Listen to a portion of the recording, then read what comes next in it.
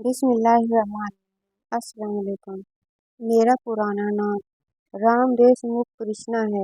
मैं दिल्ली नजफ के इलाके के हिंदू जाट फैमिली से ताल्लुक़ रखता हूँ। मेरे बाबा हमारे गांव के प्रधान और जमींदारों में से हैं। हमारा गांव कुछ ज़माना पहले रोहतक ज़िला हरियाणा में था। मैं आजकल दिल्ली में काम करता हूँ। यूँ तो मैं इस संसार यानी दुनिया में 27 सितंबर 1859 को आ गया था, मगर दूसरा जन्म ठीक 45 साल बाद 27 सितंबर 2004 को हुआ। मैं अपनी मस्जिद के मौलवी साहब से भी कह रहा था कि अजीब बात है कि पहले जन्म के ठीक 45 साल बाद मैंने नया जन्म लिया और दोबारा जन्म के अकीदे से तौबा की। मैंने 27 सितंबर 2004 पीर के दिन 7:30 बजे दिन छुपने के बाद मौलवी सिद्दीकी साहब के हाथ पर फलक जिला मुजफ्फरनगर यूपी में उनके घर के ऊपर वाले कमरे में कलमा पढ़कर अपनी नई इस्लामी ज़िंदगी की शुरुआत में मैंने 1976 में हाई स्कूल पास किया और आगे से मना कर दिया। 2 साल तक छुट्टी करता रहा। मेरे ताऊ एक मूसा फूफा फौज में बड़े कर्नल हैं। वो घर आए, उन्होंने मुझे धमकाया कि अगर तू पढ़ने नहीं जाता तो तुझे फौज में भर्ती कर देंगे और तुझे लाम पर जाना पड़ेगा। मैंने दाखिला ले लिया और इंटर कर लिया, मगर फिर पढ़ने को दिल न चाहा। मेरी माँ ने बाबा से कहकर मेरी शादी करवा दी और माँ की खुशी के लिए मैंने प्राइवेट बीए भी कर लिया। शादी 2 साल बाद मेरे फूफा ने एक ज़रूरी काम के धोखे से बरेली बुलाया और मुझे बैरक में ले जाकर मेरे बाल कटवाए। फौज में कर्नल थे। सारे कागजात और मेडिकल करा के मुझे भर्ती कर लिया और मुझसे कहा, तेरी भर्ती हो गई है, अब अगर तू भागेगा तो फौजी तुझे पकड़ कर लाएंगे और भगोड़ा करार देकर गोली मार देंगे, यहाँ जेल में डाल देंगे। मुझे डर से ट्रेनिंग में जाना पड़ा। मेरा दिल तो नहीं लगता था और घर याद आता था, और घर से ज्यादा घर वाली बेचारी बड़ी मोहब्बत करने वाली शरीफ औरत है। मैंने ट्रेनिंग में साथियों से कहा, इस फौज से जान छूटने की क्या सूरत हो सकती है। मेरे एक साथी ने बताया, अगर अफसरान अनफिट कर दें तो काम आसान है। मैंने सोचा कि ये बहुत आसान है। मैंने पागलपन का बहाना किया, बहकी बहकी बातें करता, कभी हंसता ही रहता, कभी चीखता तो चीखता ही रहता। मुझे अस्पताल में भर्ती किया गया और मेडिकल चेकअप किया गया और चेकअप में डॉक्टर ने कह दिया ये बहाना है। मुझे अफसर ने बहुत गालियां दी और सख्त सजा की धमकी दी। लाचारी में फिर ट्रेनिंग शुरू हो गई। रोज परेड में सुबह के वक्त जैसे ही अफसर आए, मैंने राइफल खड़ी की और तंबाकू की पूरी हथेली पर डालकर उसमें चूना मिलाना शुरू किया। जैसे ही अफसर सामने आया, मैंने दूसरे हाथ से सलूट मारे और जय हिंद बोला। मेरे हाथ में तंबाकू को देखकर उसने पूछा, ये क्या है। मैंने हाथ आगे करके कहा, सर ये तंबाकू है, लो आप भी खा लो। वो धमकाकर बोले, नालायक तेरा बेल्ट नंबर क्या है। मैंने नंबर बता दिया। दोपहर के बाद उन्होंने मुझे दफ्तर भी बुलाया और मुझसे कहा, जब मैं दुश्मन के सामने हूँ तो तंबाकू खाएगा या गोली चलाएगा। मैंने अर्ज किया, सब तंबाकू को तो खाकर गोली चलाने में मजा ही आएगा। बहुत गुस्सा हुए, मेरी फाइल निकाली और उस पर लाल कलम से अनफिट लिख दिया। मैंने जय हिंद कहकर खुशी से सलाम किया और रात को ही गाड़ी में बैठकर दिल्ली आ गया। फिर फूफा को मालूम हुआ तो उन्होंने घर फोन कर दिया कि भगोड़ा गद्दार फौज से जान बचाकर भाग गया है। मेरी बीवी मुझसे बात नहीं करती थी। तू गद्दार भगोड़ा है। मैंने समझाया कि भाग्यवान यानी खुशकिस्मत, अगर वो जंग में भेज देते तो विधवा यानी बेवा हो जाती। अब मौत से साथ रहेंगे। बड़ी मुश्किल से इसको समझ में आया और वह राजी हो गई। मैंने माँ को भी बहुत समझाया कि कुछ रोज यार दोस्तों में आवारा पीर कर अपने बाबा के डर से प्रॉपर्टी डीलर का कारोबार शुरू कर दिया। मेरी दोस्ती कुछ गलत लोगों से हो गई। झगड़े की जमीन खरीदी, मारपीट कर, धमकाया कर कब्जा किया और बेच दी। न जाने कितने लोगों को सताया, कितने लोगों का माल मारा। मार धाड़ के 19 मुकदमे मेरे जिम्मे लग गए। मैं जेल चला गया, किसी तरह जमानत हुई। मैं पहले जेल से बहुत डरता था। 2.5 महीने की जेल से और भी दहशत बढ़ गई। 2 बातें मुझमें पहले ही मुसलमानों जैसी थी। जब होश संभाला, किसी मूर्ति किसी देवी की पूजा नहीं की। और दूसरी ये कि नजफगढ़ से आगे एक जगह सूर के गोश्त की दुकानें थीं, मगर जवानी के दिनों में मुर्गा वगैरह खाने के बावजूद अव्वल तो उस रास्ते से गुजरना मुश्किल था। अगर जल्दी में गुजर जाता तो सांस रोक कर नीचे निगाह करके गुजरता। सूर के गोश्त को देखकर ही मुझे उल्टी सी आती थी। जेल से जमानत पर वापस आया। मेरी माँ ने जो बहुत धर्मक यानी मजहबी हैं, हर शुक्रवार यानी जुम्मा को रोजा रखी थी, मुझसे कहा तू नासिक है, यानी देवताओं को मानता नहीं, उनकी बेअदबी करता है, इसलिए तेरे ऊपर इतनी आफत आई है। मैं एक हनुमान की मूर्ति और हनुमान चालीसा के जाप यानी विर्द करूं। मैं अंदर कमरे में माँ की जिद और कुछ डर की वजह से रोज हनुमान चालीसा का जाप करता रहा। मुकदमे की आखिरी तारीख आई। एक औरत की गवाही थी। मैंने सुबह तड़के उठकर हनुमान चालीसा का जाप किया और प्रार्थना की यानी दुआ की। हालांकि दिल में विश्वास यही था कि ये बेजान मूर्ति है, इसमें क्या रखा है। यकीन के साथ या शायद लालच में देर तक मैंने जाप किया और प्रार्थना की कि गवाही टूट जाए। अदालत गया तो उस औरत ने डटकर गवाही दी कि जज समझ गया बात सच है। मुझे गुस्सा आ गया। ये ख्याल भी न रहा कि अदालत में मैंने गुस्से में उस औरत से कहा कि तुझे बाहर नहीं निकलना है।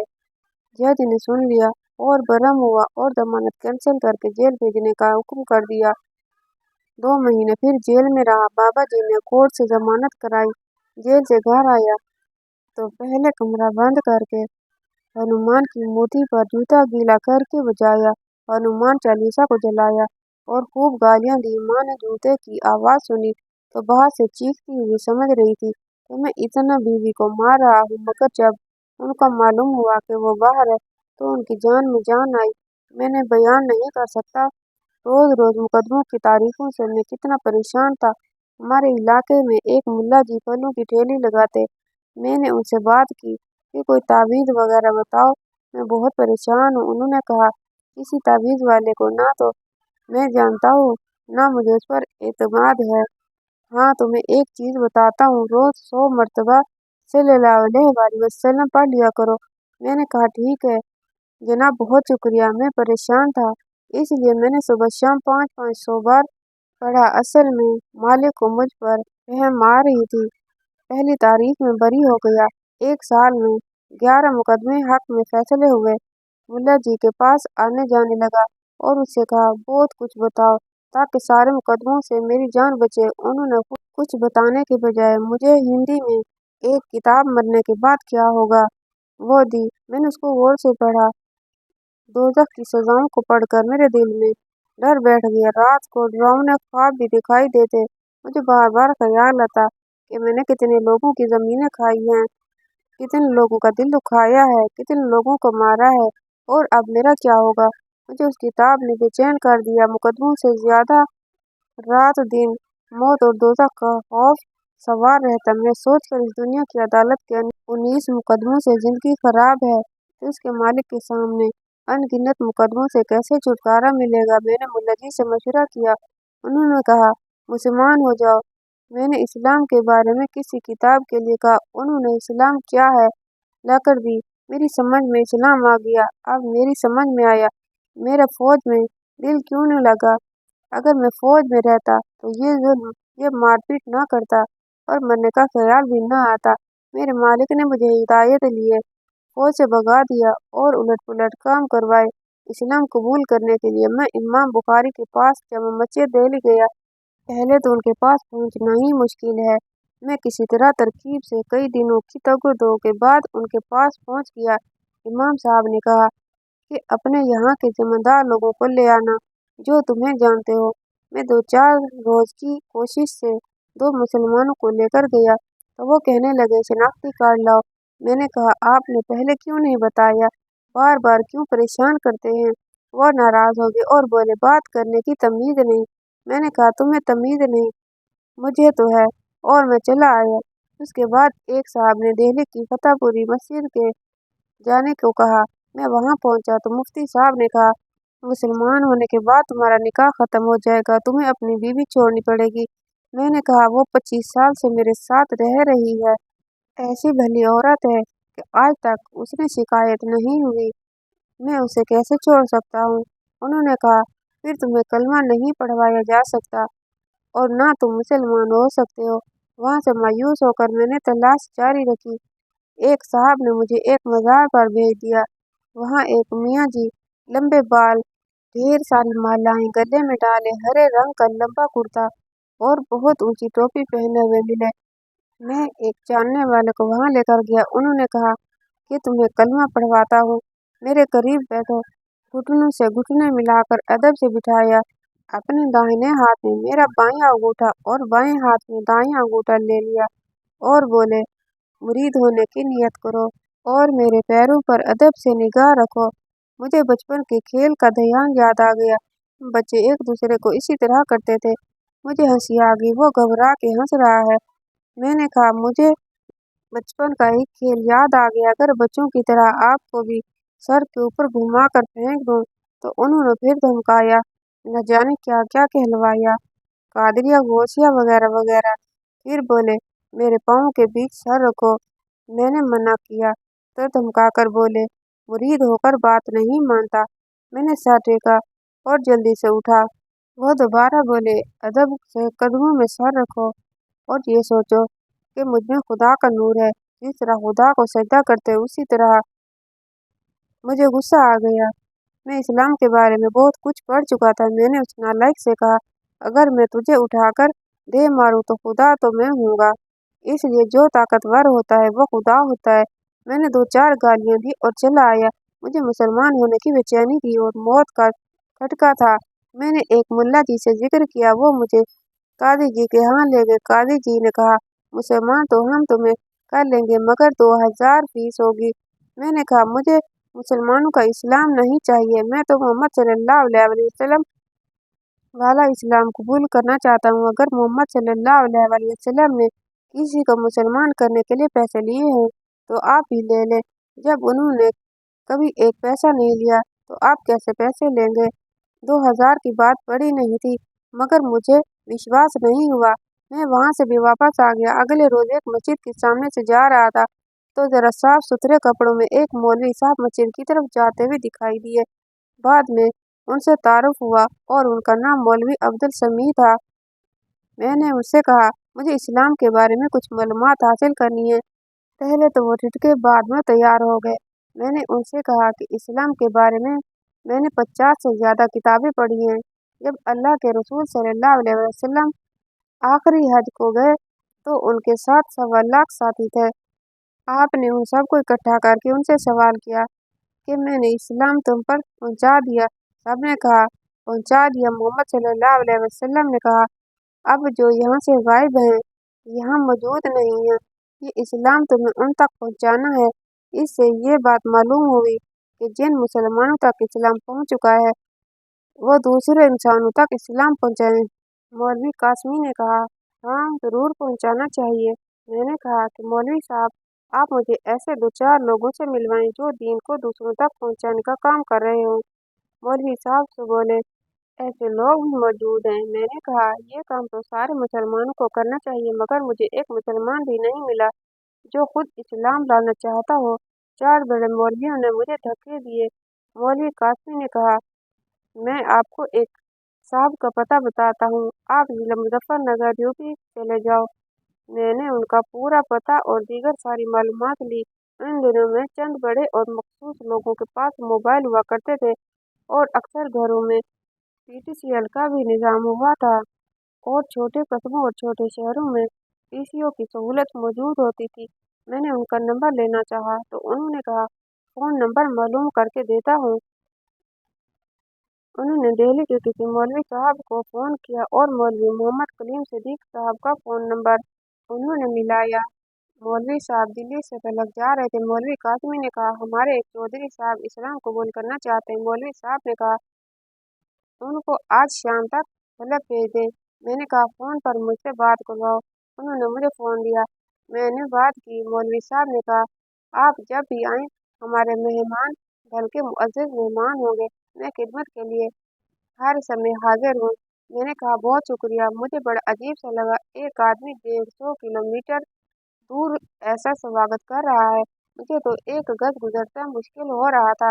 मैं इसी रोज 27 सितंबर 2004 के दिन सूरज छुपने तक पहला पहुंच गया। मौलवी साहब नमाज पढ़ने लग गए थे। मैं बैठक में कुर्सी पर बैठ गया। मौलवी साहब आए तो मैंने मुलाकात की। मौलवी साहब बहुत खुशी से मिले। उनके यहाँ बाहर के कुछ मेहमान आए हुए थे जो मकान के ऊपर वाले कमरे में ठहरे हुए थे। थोड़ी देर में मौलवी साहब ने वहीं बुला लिया। मुझसे प्यार से सवाल किया, मेरे लिए सेवा। मैंने कहा, आप मुसलमान होना चाहता हूँ। मौलवी साहब ने कहा, बहुत मुबारक हो। जो सांस अंदर चला गया उसके बाहर आने का इत्मीनान नहीं, और जो बाहर गया उसके अंदर जाने का भरोसा नहीं। असल में तो ईमान दिल के विश्वास यानी यकीन का नाम है। आपने इरादा कर लिया, दिल से तय कर लिया, मुझे मुसलमान होना है, तौबा काफी है। मगर इस संसार में हम लोग दिल के हाल को जान नहीं सकते, इसलिए जबान से भी कलमा पढ़ना पड़ता है। आप जल्दी से 2 लाइन को कलमा कहते हैं, पढ़ लीजिए। मैंने कहा, मुझे एक बात बताइए कि मुसलमान होकर मुझे बीवी को छोड़ना पड़ेगा? मौलवी साहब ने कहा, साहब आप कैसे मुसलमान हो गए जो अपने जीवन साथी यानी शरीक हयात को छोड़ देंगे? आप छोड़ने की बात करते हैं। अगर आप सच्चे दिल से मुसलमान हैं तो आपको अपनी बीवी को भी जन्नत ले जाने की कोशिश करनी होगी। मुझे खुशी हुई, चलो ये अच्छे आदमी मिले हैं। मौलवी साहब ने मुझे कलमा पढ़ाया, हिंदी में मतलब कहलवाया और बताया कि 3 बातों का ख्याल रखना। कि एक ये कि ईमान उस मालिक के लिए कबूल किया है जो दिलों के भेद जानता है। मौलवी साहब ने कहा, मैं मुसलमान हूँ, लोग मुझे न जाने क्या क्या कहते हैं, मगर मेरा मालिक जानता है कि मैं मुसलमान हूँ या नहीं। और इस्लाम वो है जो दिलों के भेद जानने वाले को कबूल हो जाए। दूसरी बात ये कि इस दुनिया में ईमान की ज़रूरत है, और वो आदमी जो एक मालिक को छोड़कर दूसरे के आगे झुकते हैं, कुत्ते से भी ज्यादा गया गुजरा है, क्योंकि कुत्ता भी प्यासा अपने मालिक के दर पर पड़ा रहता है, और वो आदमी कुत्ते से भी बदतर है जो दर दर झुके। मगर असल ईमान की जरूरत मौत के बाद पड़ेगी। जहाँ हमेशा रहना है तो मौत तक इस ईमान को बचाकर ले जाना है। तीसरी सबसे जरूरी बात यह है कि ये ईमान हमारी आपकी मलकियत नहीं, बल्कि हमारे पास हर उस इंसान की अमानत है जिस तक हम उसे पहुंचा सकते हैं। अब अगर मालिक ने हमें रास्ता दिखाया है तो हमें सारे खानदान दोस्तों तक इस सच्चाई को पहचानने की जिम्मेदारी अदा करनी चाहिए। मैंने कहा, मौलवी साहब आप सच कहते हैं, मैं असल में खौफ और लालच से मुसलमान हो रहा हूँ। मरने के बाद क्या होगा? दोज़ख का खटका, जन्नत की कुंजी। किताबों में मैंने जो कुछ पढ़कर लिखकर फिल्म की तरह मेरे दिलो दिमाग में घूमता रहता है। मुझे ख्याल होता है कि तूने इतने जुल्म किए हैं, मौत के बाद क्या होगा? अब मैं आपके सामने अहद करता हूँ कि इस्लाम में मालिक ने जिन कामों से रोका है, पूरी जान लगाकर उन कामों से बचने की कोशिश करूँगा। मेरे मालिक के सामने जाने का मेरा मुंह हो जाए। मैंने मौलवी साहब को बताया कि यह भी अच्छा हुआ कि मैंने इस्लाम पढ़कर मुसलमान होने का फैसला किया। मुसलमानों को देखकर नहीं, आज के मुसलमानों को देखकर कौन मुसलमान हो सकता है? मेरे चारों तरफ बहुत से मुसलमान रहते हैं। हमारा एक किराएदार है जिसका नाम सैयद गुलाम हैदर है, नमाज भी पढ़ता है। मैंने उससे एक बार कहा कि तुम हर महीने मेरे माँ बाप को किराया देते हो, अगर तुम उनसे मुसलमान होने का कहो तो क्या ये खबर वो मुसलमान हो जाए?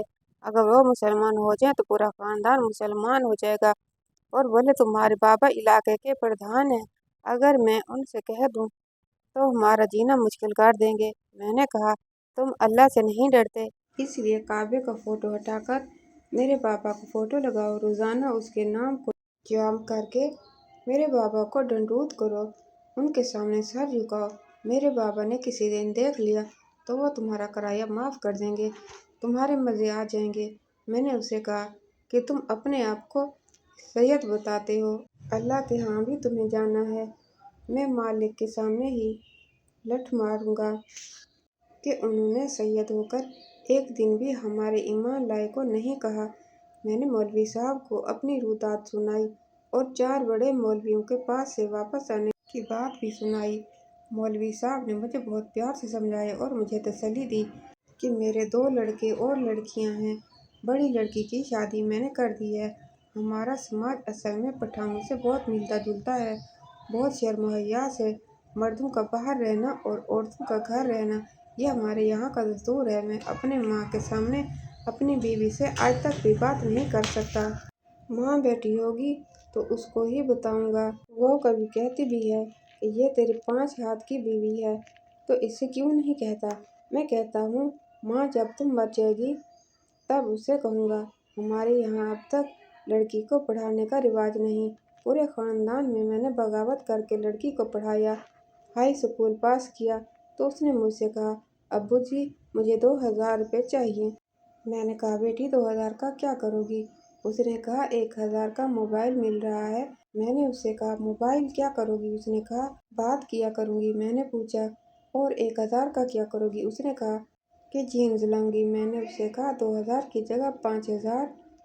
مگر 15 دن کے بعد میں نے لڑکے والوں کو بلوایا جہاں اس کا رشتہ طے کر رکھا تھا اور کہا 8 دن بعد پھیرے پھروا لو تو لڑکی تمہاری ورنہ کسی دوسری جگہ شادی کر دوں گا۔ وہ تیار ہو گئے۔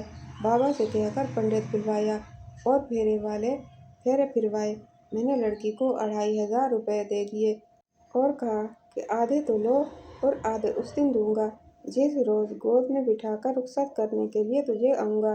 آج ہائی اسکول کر کے موبائل اور جینز مانگ رہی ہے، اگر انٹر کر لیا تو کسی ایرے غیرے کا ہاتھ پکڑ کر گھر لے آئے گی کہ ابو جی یہ تمہارا داماد ہے۔ میں نے عہد کر لیا کہ لڑکی کو 5ویں سے آگے ہرگز نہیں پڑھانا چاہیے۔ یہ بات میں نے مولوی صاحب سے بھی کہی تھی۔ انہوں نے کہا یہ سوچ ٹھیک نہیں ہے، اب تم مسلمان ہو گئے ہو، تم اسلام کی ہر بات ماننا ہوگی۔ اسلام نے تعلیم حاصل کرنے کا فرض کہا ہے اور لڑکا لڑکی دونوں کو پڑھنا ضروری ہے، مگر شرط یہ ہے کہ اسلامی ماحول اور تربیت میں تعلیم ہونی چاہیے۔ میں نے وعدہ کر لیا، اب میرا پکا ارادہ ہے کہ اپنے تینوں بچوں کو اسلامی تعلیم کی جو سب سے بڑی ڈگری ہوگی اس تک پڑھاؤں گا، آگے مالک کے ہاتھ میں ہے۔ اب میں نے بالکل اسلامی اصولوں پر زندگی گزارنے کا فیصلہ کر لیا۔ میں شراب کا بہت عادی تھا جب میں ہندو تھا اور لوگوں کو اپنے ہاتھوں سے بہت پلائی مگر خود نہیں پی، مگر جب سے میں نے کلمہ پڑھا اب زندگی بھر نہ پینی ہے اور نہ ہی پلانی ہے اور نہ پینے والوں کے پاس بیٹھنا ہے۔ اب تو مجھے شراب کا خیال بھی نہیں آتا اور مالک کا کرم ہے کہ کسی دوست نے بھی مجھے اپنے سامنے نہیں پی، حالانکہ کسی کو معلوم بھی نہیں کہ میں نے شراب چھوڑ دی ہے۔ یہ اسلام قبول کر لیا ہے۔ میری بیوی میری ماں کی طرح بہت کٹر مذہبی ہے۔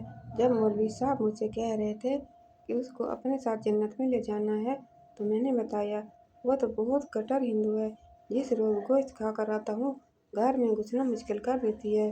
نہ جانے اس کو کیسی خوشبو آ جاتی ہے۔ مولوی صاحب نے کہا کٹر ہندو وہی سچی مسلمان ہوتی ہے۔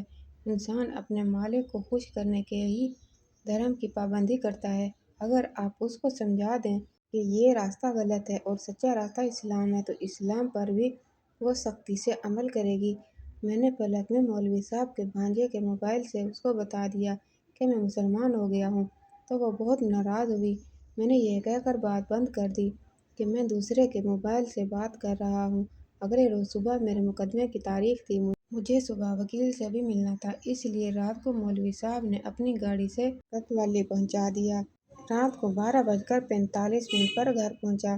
مہارانی جی غصے میں بھری بیٹھی تھی، دھکے دینے لگی، بار بار گالیاں دیں، 25 سال کا ادب بھول گئی، کہنے لگی کہ تو ادھر مذہب برباد کر کے آیا ہے، میرا کیا لگتا ہے، بھاگ جا۔ نہ جانے کیا کہا۔ صبح تک لڑائی ہوتی رہی۔ مولوی صاحب نے بیوی کو دعوت دینے کے آخری ہتھیار کے طور پر ایک پوائنٹ بتا دیا تھا، صبح ہونے کو ہوگی تو اس ڈر سے کہ دن نکل آیا ہے تو یہ سب کو بتا دے گی، اس لیے میں نے آخری تیر کے طور پر استعمال کیا۔ میں نے کہا اصلی ہندو یا نقلی؟ اس نے کہا اصل ہوں، بالکل اصلی۔ میں نے کہا اگر اصلی ہندو ہو اور میں اسلام کی چتا میں چل رہا ہوں تو تجھے بھی میرے ساتھ ستی ہو جانا چاہیے۔ تیر نشانے پر لگ گیا۔ وہ چپ ہو گئی، دیر تک ہچکیوں سے روتی رہی۔ میں اس کے قریب گیا، پیار کیا اور دکھ سکھ اور جیون مرن، زندگی اور موت میں ساتھ دینے کے وعدوں کی دہائی دی۔ مسلمان ہونے کے لیے کہا تو تیار ہو گئی۔ ٹوٹا پھوٹا کلمہ پڑھوایا اور صبح فجر کی نماز ہم دونوں نے ساتھ پڑھی۔ بیوی کے مسلمان ہونے کی اپنے مسلمان ہونے سے زیادہ خوشی مجھے مولوی صاحب کی ہر بات سچی لگنے لگی۔ انہوں نے کہا تھا بیوی کو چھوڑنے کی بات کا کیا مطلب ہے، اس کو تو جنت میں ساتھ لے جانا ہے۔ ہمارے علاقے میں ایک مولوی صاحب مسجد میں امام ہیں، میں روزانہ رات کو ان کے پاس جاتا، مجھے جماعت میں جانا ہے مگر مقدموں کی تاریخوں کی وجہ سے اب بھی مجبور ہوں۔ میں نے اپنی بڑی لڑکی اور داماد کو بھی مرنے کے بعد کیا ہوگا، اور آپ کی امانت آپ کی سیوا میں قرآن پاک پڑھنے کے لیے دیا ہے۔ مجھے مسلمانوں سے صرف یہ کہنا ہے کہ دین جب امانت ہے، جیسا کہ مولوی صاحب نے آپ کی امانت کو آپ کی سیوا کی کتاب میں لکھا ہے، تو اسے ساری دنیا تک پہنچانا چاہیے۔ آج کے دور میں اسلام پہنچانا بہت مشکل ہے۔ میں جاٹ قوم کی سائیکالوجی اچھی طرح جانتا ہوں۔ جاٹ اپنے ضمیر سے بہت ڈرتا ہے۔ اگر مرنے کے بعد کیا ہوگا اور دوزخ کا کھٹکا ہندی ترجمہ کے جاٹوں تک پہنچایا جائے اور قرآن مجید میں جنت اور دوزخ کا ذکر ہے، ان کو سنایا جائے، تو جاٹ سارے کے سارے مسلمان ہو جائیں گے۔ تو آج کی ریئل سٹوری آپ کو کیسی لگی؟ کمنٹ باکس میں رائے کا اظہار کر دیجیے گا، اور ویڈیو کو لائک اور چینل کو سبسکرائب کرنا مت بھولیے گا۔ انشاءاللہ تعالیٰ اگلی ویڈیو لے کر حاضر ہوں گے۔ تب تک کے لیے اللہ حافظ۔